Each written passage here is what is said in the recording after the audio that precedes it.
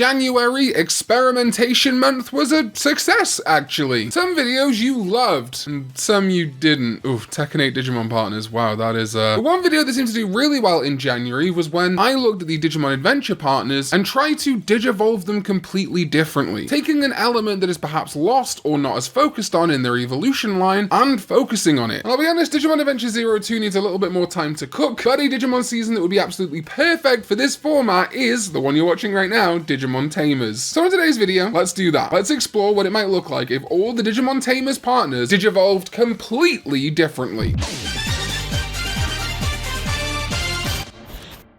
Shouts to my Patreon sovereign, Guilmon. Please go to patreon.com/Karn EX to fund more Digimon stupidity like this. So Digimon Tamers. And of course, the Digimon partner, the red lizard himself, Guilmon, is where we're going to begin. Like I say, I want to focus on an element of this Digimon that doesn't get explored in its evolution line. And while going into Growlmon, Wargrowlmon, Megidramon, and Gallantmon, the red element is definitely getting focused on there, and the lizard dragon element is there in most of the line too. In the previous video, I didn't diverge just from the rookies. Sometimes I looked at the champion. So you could, for example, instead of looking at Guilmon, look at Wargrowlmon, maybe have it digivolve into something like Blitzgreymon, which I have thought for a while now is a much better evolution of Wargrowlmon than Jukemon or Megidramon. Or work backwards, have Megidramon digivolve from more fiery dragons like Larvogaritamon. But I actually want to go with an even more expanded brain concept for this one. Guilmon's evolutions all pretty much focus very heavily on the digital hazard. Growlmon, Wargrowlmon, Megidramon, and Gallantmon all have it, and Megidramon itself is kind of the digital hazard, the thing that the symbol on Guilmon and its evolutions is warning of, and when the evolution is kind of purified through biomerge into Gallantmon, the digital hazard acts as a reminder of the Digimon that it is. But there is another symbol that Guilmon and its evolutions and a bunch of other Digimon in Tamers and outside of it have, and that is the 0 unit. And one of the Digimon not in the Tamers canon that also apparently has a 0 unit, the symbol you see on Guilmon, Calumon, etc.,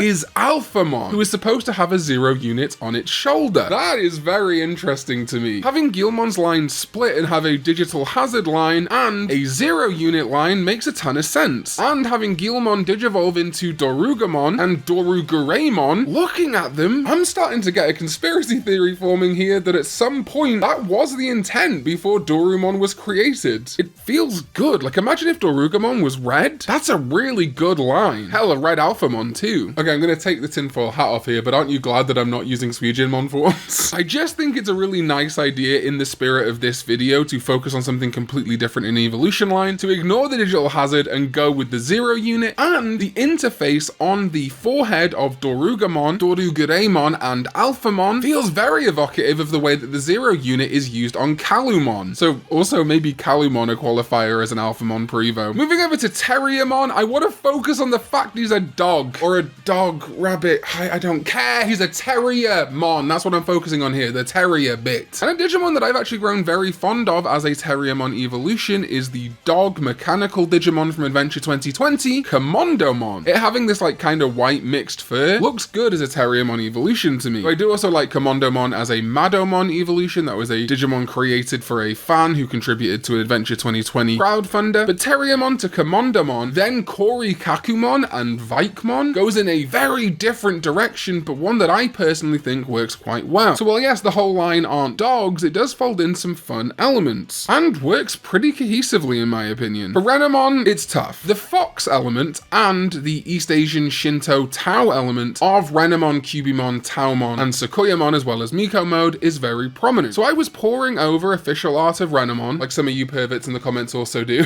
when I realized something that does feature pretty heavily, especially in the official reference book art of Renamon, are these leaves, these kind of like ninja leaves for lack of a better word. And that's when it struck me. Forget foxes, forget furries, let's cover Renamon up. Because actually, Renamon digivolving to Shurimon, I think is pretty great. Still keeps an East Asian vibe going, and those leaves that Renamon has, I think work great as the Shurimon armor, for lack of a better word. Now, we do struggle from this point onwards. There is no like grass ninja of the ultimate or mega level. We have created evolutions for Shurimon, and yeah, if we were going to use custom Digimon, this art by Fuzzy Comics that we did in the Sincerity Armors video, I think would be absolutely perfect for this line. However, you could also go with mainstays I like Ayatamon and Bloom Lordmon, though the line I'm going to pick is going to try and reference different types of mythology. So Renamon, Renamon, focusing on Shinto and Tao. Shurimon not quite as mythological based, but more of a ninja. However, ninja themselves have a lot of folklore and mythology tied into them. Then that would digivolve to Aegiacusmon Green, related to Aegiomon and the Olympos 12, and it is the kind of like grass Aegiomon evolution, meaning that there would be Greek and Roman elements to this evolution line, and then end on Ceresmon Medium. So we've transitioned through different world mythology, starting in the east and moving to the west in Europe. It's definitely an outlier and not something I think that the show would do, but when we're trying to do specifically something that is very different, I think focusing on that grass and kind of ninjutsu vibe of Renamon and transitioning that more into Shurimon and on is just a lot of fun. Leomon never digivolved in Tamers, in fact it just kind of died. The D-Power 3.0 says that its Prevo would be Elecmon and then it would become Grapleomon and Saberleomon, and you know, those are fine. I think honestly, just because of the whole darkness of Jerry's story and the D-Reaper and her Leomon dying, I'd just like to see her Leomon specifically become a Mad Leomon through Slide/Dark Evolution, Mad Leomon Armed mode, Final mode, maybe even Orochi mode, given, you know, Orochimon made Jerry feed it milkshakes that time. I don't know why it's taken me so long to connect Mad Leomon Orochi mode to Jerry who had a Leomon and fed an Orochimon. Rio Cyberdramon. Talked about this in a bunch of videos, but the reason that Cyberdramon is kind of feral in Tamers is that in the Wonderswan games, Rio and his partner Monodramon save the world by having Monodramon kind of merge with Millenniummon and revert back to a Digi-Egg, combining the data of the two. But when it hatched, it kind of was a little bit feral because of that Millenniummon half, and the biomerge with Rio into Justimon is what kind of purified it. So to me, I think if Cyberdramon were to evolve completely differently, it would be just ignoring the biomerge side of things. What would its completely dark, fall into darkness Evo be? So that could be Millenniummon, that could be Moon Millenniummon, or Zed Millenniummon, or you could kind of go the constituent parts of Millenniummon. Having a Cyberdramon digivolve to a Machinedramon is a tale as old as time. Or you could consider Darkdramon, a great looking Cyberdramon evolution, or Imperialdramon Fighter Mode Black, which has a lot of visual connection. Just go that complete opposite direction, you know, truly fall to a Dramon darkness. Part of me always wished that we got like a Justidramon, so I was a little bit disappointed that Justimon lost all its dragon half, you know, mostly anyway. Susie's Lopmon, I think I've always been into the idea that its Prevo is called Cocomon, and always wished it had more of a chocolate, cocoa, pudding related vibe, because I think Lopmon looks more puddingy than Terriermon. Am I insane? Do I need dessert? So you could focus on thinking about Cocomon, chocolate, Lopmon digivolving into Shortmon, the shortcake Digimon, and then Weddingmon, the wedding cake Digimon. I think both of these would be natural partners for Susie. I think they could definitely work. Before ending on something like, well, there's reverse Weddingmon, which might be a Mega, or Venusmon, or even Queen Chessmon. You could definitely say that Queen Chessmon is like a realistic cake or something. The food element might be a little bit too out there for you guys though. It's the one that I personally love the most though, not because I'm fat, shut up. If you want to really zero in on the pink rabbit elements though, you could go for something like Bitmon or Prairiemon, or even the Dianamon line, of course that's a no-brainer. But zeroing in on Prairiemon, I think Lopmon to Prairiemon to Black Rapidmon would be kind of fun. Connecting Lopmon to its sibling, especially if we're giving Terriermon a non-Rapidmon line, now giving Lopmon a Rapidmon variant would be pretty fun. Also, Black Rapidmon specifically has the brown fur under the armor, which makes it feel much more like a Lopmon evolution, perhaps again intentional, because we've never had a Black Terriermon, so maybe Lopmon to Black Gargomon to Black Rapidmon and Black Mega Gargomon is intentionally something of a line. But this Reddit post did postulate that Black Rapidmon could digivolve to Black Metal Garurumon, and if Rapidmon originally is a dog,